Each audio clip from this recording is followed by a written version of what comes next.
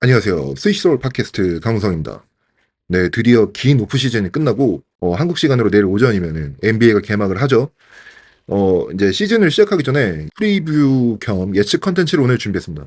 부랴부랴 이제 시즌 시작 전날에 하는데 네, 오늘은 NBA 컨텐더 티어를 좀 나누고요. 그다음에 누가 우승을 할 것인가에 대한 예상을 좀 해보고 그다음에 이번 시즌 MVP 올해 뭐 수비수 디펜시브 플레이어 오브 더 이어 그다음에 루키 오브 더 이어 신인상 예측까지 해보도록 할게요. 먼저 컨텐더 얘기를 좀 해보도록 하겠습니다. 이번 시즌에 컨텐더의 모습이 어떨까를 알아보기 위해서 본격적으로 이제 티어를 얘기하기에 앞서서 지난 시즌 잘했던 팀들이나 리그의 뭔가 트렌드를 보면요. 재미있는 점이 있어요. 이게 상성이 안 좋은 매치업한테는 답이 없다거든요. 미러키 벅스 정규 시즌에 인디애나보다 훨씬 좋은 성적으로 마무리를 하면서 3위로 이제 시즌을 끝냈는데 인디애나만 만나면 풋스피드라고 하죠. 풋스피드 미스매치로 정규 시즌 내내 시달렸거든요. 그리고 결국에 플레이오프에서 만나서 탈락을 했죠. 물론 여기에 이제 야니스와 뭐 릴라드 부상도 있었지만 어쨌든 이게 야니스와 릴라드가 있을 때도 인디애나와는 약간 매첩상 상성이 안 좋아 보였거든요. 미러키뿐만 아니라 덴버는 제가 꼽는 우승 후보 1순위였어요. 지난 시즌에. 정규 시즌에도 미네소타랑 근소한 차이긴 했지만 성적도 좋았고 팀 전체적으로 덴버가 좀 더 좋은 팀이라는 생각이 들었는데 미네소타라는 이 악몽 같은 매치업을 만나서 지죠. 이제 세계 최고의 플레이어 요키치를 이제 세 명의 센터들이 돌아가면서 맞고 앤서니 에드워즈, 제이든 맥다니엘스, 니키 알렉산더 워커가 자mal 머리를 괴롭히면서 덴버에게 아주 안 좋은 상성인 미네소타가 덴버를 이기고 올라가죠. 근데 미네소타는 피닉스 뭐 덴버 이런 림 프로텍터가 없는 팀을 만나서 이기다가 이제 데니얼 게포드, 데릭 라이블리 같은 림 프로텍터가 있는 댈러스를 만나면서 앤서니 에도저의 골밑 돌파가 무력화되고 그다음에 덴버 피닉스전에서는 무시무시했던 프리미터 수비수들이 제이든 맥다니엘스, 니킬 알렉산더 워커 같은 선수들이 루카 돈치치라는 사이즈 큰 핸들러를 만나니까 전혀 루카를 괴롭히지 못하고 댈러스한테 지죠. 이제 이런 댈러스는요 수비에서 스트롱 사이드의 수비를 완전 쏟았고 골 밑에 센터를 박아주는 수비를 했는데 보스턴이라는 완전히 플로어를 스프레드하는 팀을 만나게 되니까 수비에서 힘을 못 쓰게 되고 지죠. 그래서 이런 매치업이 되게 중요하다는 게 저희가 다 알고 있어요. 이게 우승을 가르는 되게 중요한 요소가 되고 그래도 이런 매치업 싸움에서 어떤 팀들이 약점을 덜 드러내는 팀들이가를 보면요. 일단은 여러 가지 방법으로 이길 수 있는 팀인 것 같아요. 기본 베이스의 수비 스킴이 있지만 상대의 매치업에 따라서는 다른 수비 스킴도 쓸 수 있어야 되고 예를 들면 보스턴 같은 경우 아르포드가 드랍백하는 수비를 쓰다가 이제 인디애나를 만났을 때 마일스 터너가 픽앤팝으로 3점을 던지는 공격을 보여줬는데 이게 보스턴 기본 수비 스킴에서는 굉장히 상성이 안 좋았거든요. 근데 이거를 테이텀이 마일스 터너의 디펜더로 붙게 되면서 마일스 터너가 인볼브된 스크린 액션을 그냥 스위치로 막아버리고 그러니까 테이텀이라는 빅포워드를 센터한테 매치업을 시킬 수 있는 이 보스턴의 능력이 사실은 이런 인디애나의 공격을 막고 그다음에 보스턴으로서는 수비 스킴에 변화를 줄 수 있는 이런 능력이 있었던 거죠. 이런 식으로 기본 수비 스킴을 바탕으로 경기를 하되 이 스킴이 통하지 않으면 스킴을 바꾸고 다양한 수비 커버리지를 할 수 있어야 돼요. 그리고 수비뿐만 아니라 공격에서도 다양한 스타일의 매치업을 만나서 이길 수 있어야 되고 여기에는 예를 들면 공격적인 전략이나 공격적으로 스타일상 미스매치가 돼서 이기는 경우도 있긴 하지만 어떤 경우는 그런 거랑 관계없이 진짜 어글리하게 이길 수 있어야 되거든요. 진흙탕 싸움을 하면서 서로 공격 잘 안 풀리고 슛도 잘 안 들어가고 할 때 이런 진흙탕 싸움도 이길 수 있어야 되거든요. 그런데 이런 싸움을 이길 수 있느냐 없느냐는 이게 저는 정규 시즌 성적에 드러난다고 봅니다. 지난 13번의 시즌 동안 NBA를 우승한 12개의 팀이 정규 시즌 동서부 다 합쳐서 리그 전체에서 상위 4위 안에 드는 팀이었거든요. 단 한 번의 예외가 있었는데 그게 2020-21 시즌 밀워키 벅스고요.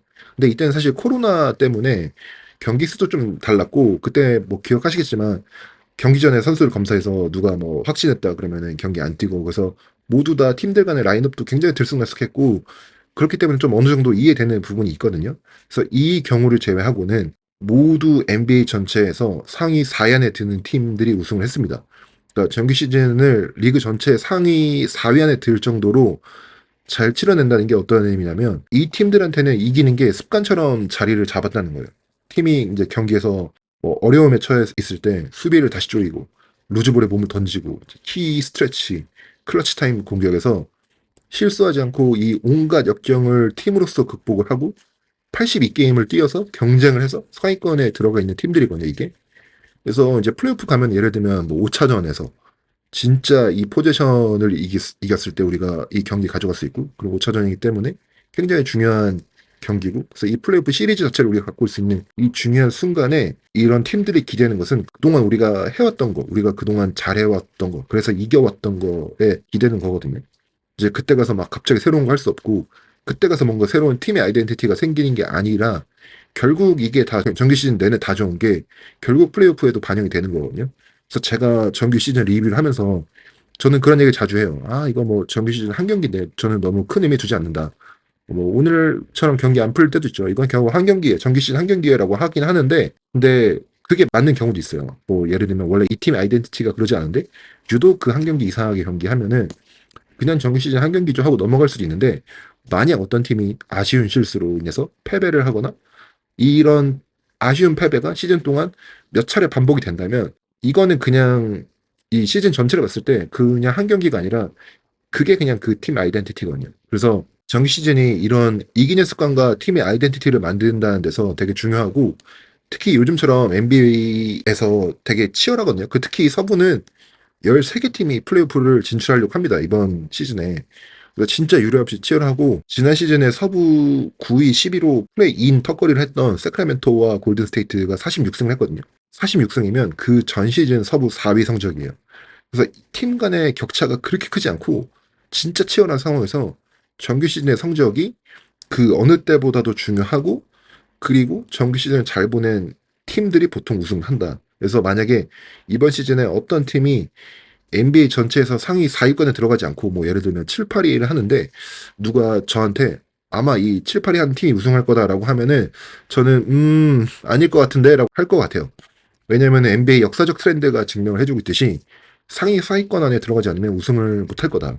정규 시즌을 특히 치열할 것으로 예상이 되기 때문에 초반부터 어택하는 게 중요하다라고 생각을 하고요. 그래서 제가 그리는 이번 시즌의 컨텐더는 여러 스타일로 이길 수 있어야 되고, 다양한 수비 커버리지를 할 수 있어야 되고, 정규 시즌 리그를 통틀어서 상위 4위권 안에 들어가야 된다. 그래서 정규 시즌을 잘하려면 주로 82경기라는 긴 정규 시즌 내내 달릴 수 있는 젊은 엔진이 있는 팀.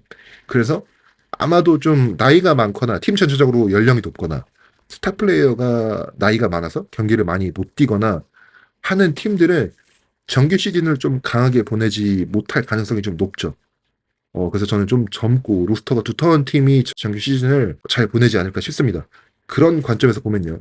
제가 1티어 컨텐더만 오늘 얘기하려고 하는데, 1티어 컨텐더와 2티어 컨텐더를 제가 나누는 기준은, 1티어는 그냥 그 자체로 완전 우승이 가능한 챔피언십 팀이고, 2티어는 큰 약점이 하나씩 있고, 하나 이상씩 있고, 이 팀한테 행운이 잘 따라주거나, 아니면 뭐 시즌 중에 뭐 트레이드건 뭐건 아무튼 무슨 일이 일어나서 이 팀을 도왔을 때, 뭔가 이 팀이 원한 대로 뭔가 환경적으로도 잘 돌아갈 때 우승할 가능성이 있는 팀이 저는 2티어 팀이라고 나눴거든요. 그래서 어쨌든 1티어 팀의 첫 번째는 역시 디펜딩 챔피언 보스턴입니다. 이 팀이 왜 1티어 컨텐더인지는 굳이 설명 안 해도 되겠죠. 지난해도 압도적으로 우승했고, 지난해 멤버 그대로 다 잡아두고, 벤치가 좀 더 두터워진 보스턴이거든요. 그래서 저는 사실 보스턴은 1티어 위에 0티어로 혼자 아예 다른 티어에 넣어도 될 정도로 강한 팀이고, 2017-2018 시즌 골든스테이트 워리어스의 백투백 우승, 그러니까 NBA를 2년 연속 우승한 팀이 그 이후로 없거든요. 그리고 지난해 덴버도 이 백투백 우승에 실패했고, 백투백 우승이 굉장히 어려운데 만약에 백투백 우승이 가능한 팀이 있다면 이번 시즌 보스턴이 가장 가능성이 높지 않을까 싶습니다. 그리고 보스턴 선수들이 모티베이션이 아마 굉장히 많이 올라와 있을 거예요. 원래 우승한 후에 그 다음 시즌에 정신적으로 똑같이 뭔가 배고프고 똑같이 우승에 대한 이 욕망이 크고 이렇게 되기가 쉽지 않거든요.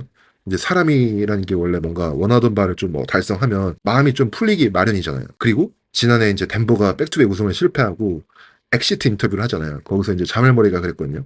자기가 헌팅을 하는 입장에 있다가 헌티드, 그러니까 사냥을 당하는 자리에 있어 보니까 이게 더 힘든 것 같다. 이제 디펜딩 챔피언 자리에서 내려와서 다시 헌팅하는 입장으로 돌아가서 좋다라고 했거든요. 그 정도로 우승을 한 후에 우승을 하기 전과 같은 마인드를 유지하기가 힘든데, 보스턴은 좀 아이러니하게도 이거는 걱정 안 해도 될 것 같아요. 굉장히 지금 또 이런 열망을 불러일으킬 수 있는 환경이 되었는데, 왜냐면 지난 시즌 우승을 하고 이제 미디어나 전체적으로 좀 냉소적인 분위기가 있었거든요. 보스턴이 상대한 모든 팀들이 약했고 뭐 다 부상당했고 보스턴은 제대로 된 팀하고 싸워서 우승한 것도 아니고 이번 우승은 다 페이크고 막 이런 반응이 좀 있었어요. 제 주변에도 보스턴 팬이 좀 있는데 이런 주변의 반응이 좀 짜증이 나 있는 것 같더라고요. 그런데 제가 이제 그런 사람들한테 하는 말이 있거든요. 그게 뭐냐면 이제 그런 소리는 하게 냅두고 계속 모든 팀들 다 그냥 쳐바르면서 우승 트로피랑 우승 반지만 계속 모으면 된다고 얘기했어요. 근데 저는 이게 바로 보스턴 선수들의 마인드셋일 거라고 생각하거든요. 이 선수들이 지금 오프시즌 동안 이런 온갖 잡음 다 듣고 있고 저는 아마 벼르고 있을 거라고 생각을 해요. 이게 저희가 비슷한 사례가 있죠. 2014-15 시즌 골든스테이트 워리어스가 우승을 하고 이 얘기를 굉장히 많이 들었어요. 뭐 뽀록이다, 뭐 카이리 어빙 부상이 없었으면은 우승 못했다, 뭐 이런 얘기가 많았는데 그런 얘기를 들으면서 오프 시즌을 보내고 그 다음 시즌 시작을 24승 0패로 시작을 하죠. 그 다음에 역사적인 73승 시즌을 보내는데 저는 보스턴도 이번 시즌 굉장히 앵그리한 무드로 분노에 차서 강하게 시작할 거라고 생각합니다.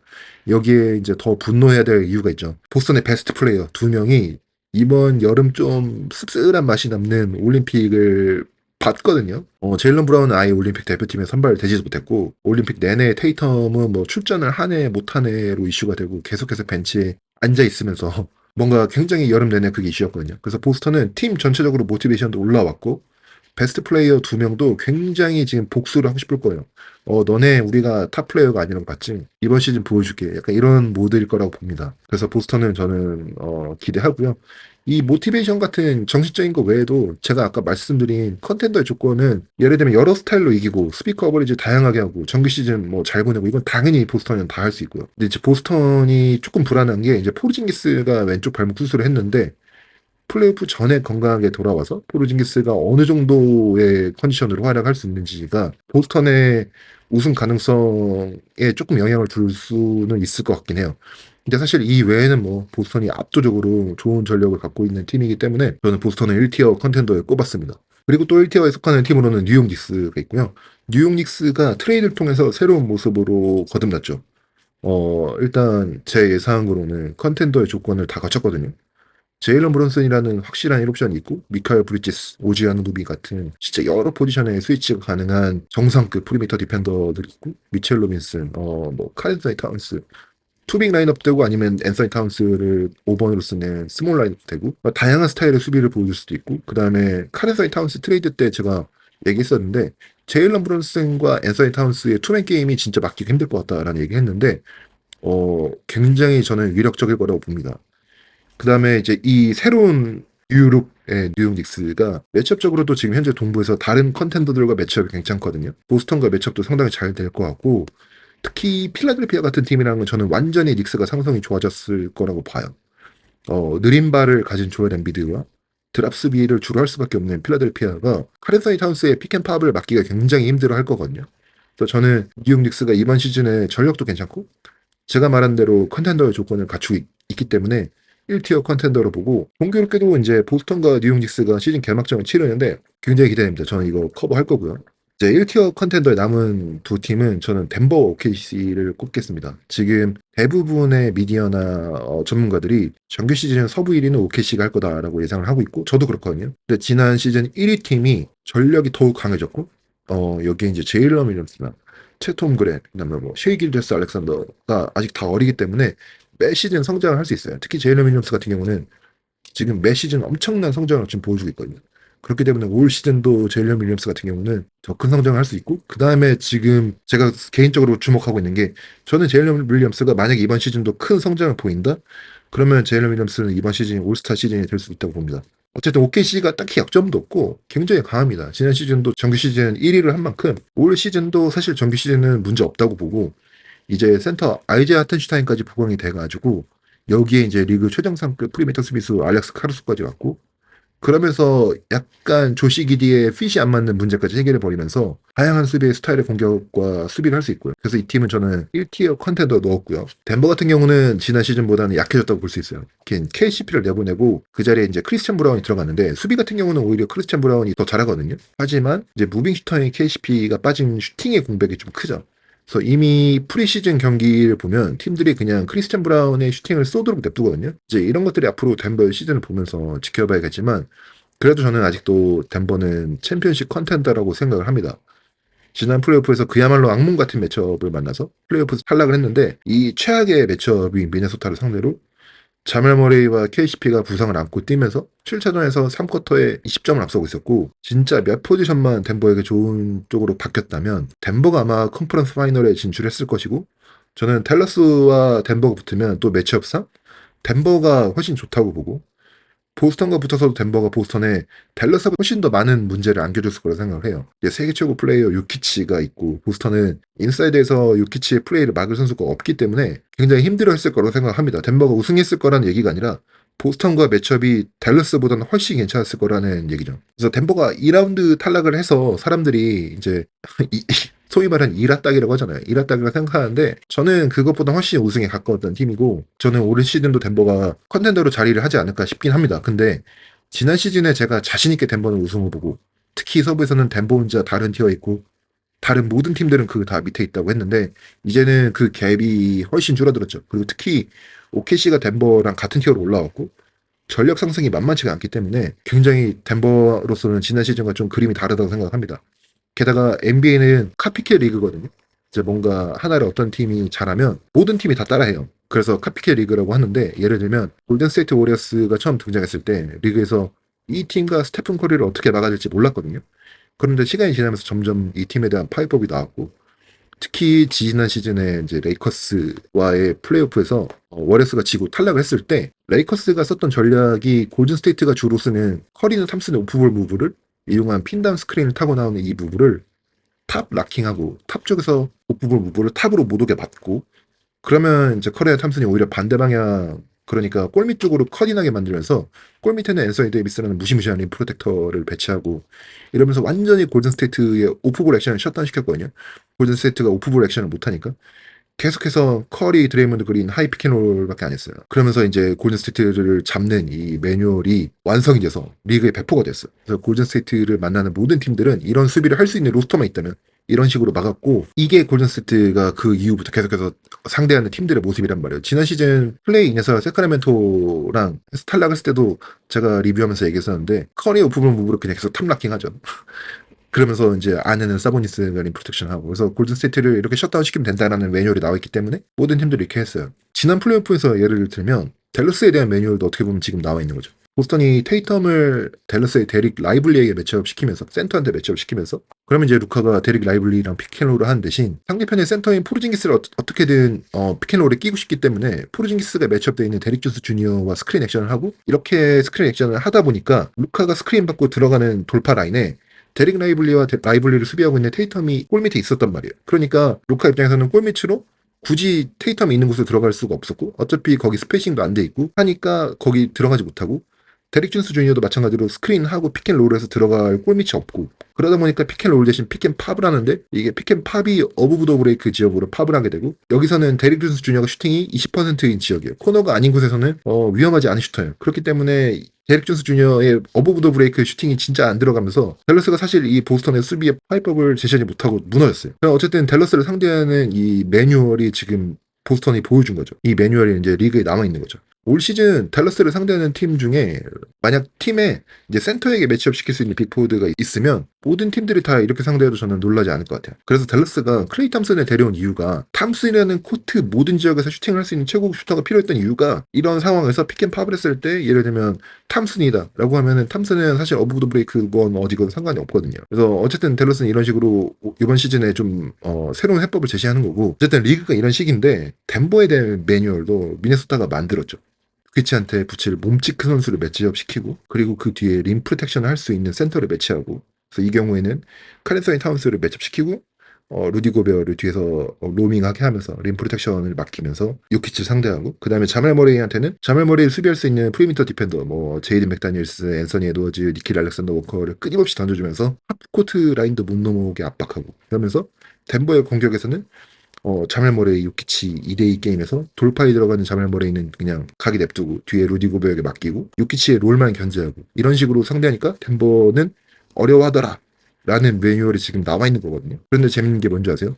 OKC 로스터 보세요. 실제로 경기를 봐야 알겠지만 사실 이 매뉴얼을 수행하기에 스타일적으로 너무너무 적합한 로스터를 갖고 있죠.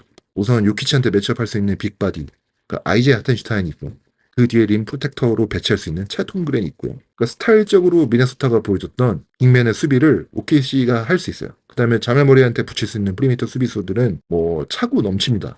루돌트, 알렉스 카르소, 제일린 윌리엄스, 케이스 노월러스, 에런 위긴스까지 미네소타가 만든 매뉴얼에 맞는 로스터를 OKC가 갖고 있어요.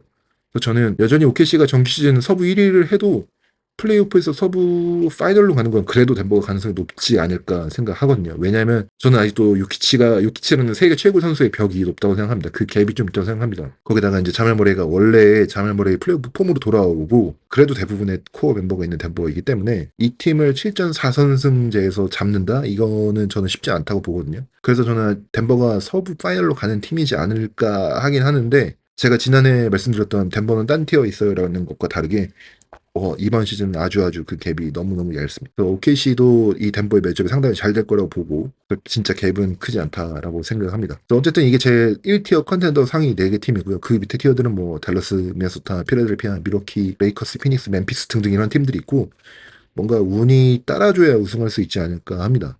그래서 저는 다음 시즌 우승 예측은요. 보스턴이 2연속 우승을 하지 않을까 해요. 압도적인 전력을 갖고 있고 제일런 브라운, 제이스 테이텀이 이제 막 프라임타임 구간에 접어드는 만큼 우승의 가능성이 그래도 제일 높지 않을까 싶고 지난해처럼 쉽지는 않을 거예요. 왜냐면 동부 팀들이 더 강해졌고 플레이오프에서도 지난해처럼 모든 팀들이 부상을 겪는 일은 없을 것 같거든요.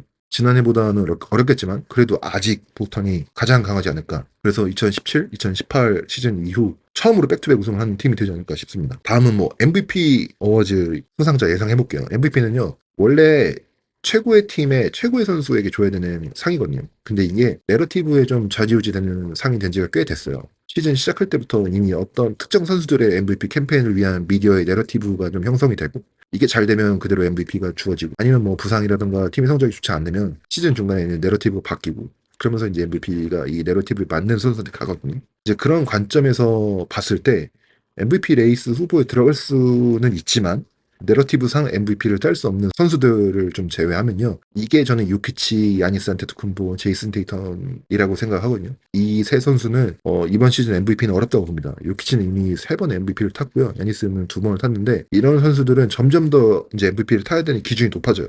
그래서 이런 선수들의 내러티브를 만들기가 좀 힘들지 않을까 싶고 이번 시즌 진짜 이 선수들도 잘하고 그다음에 다른 MVP 후보들이 무너지거나 부상을 당해서 못 뛰거나 하는 일이 아니면 저는 요키치나 야니스는 거의 탈 일이 없다고 보고요.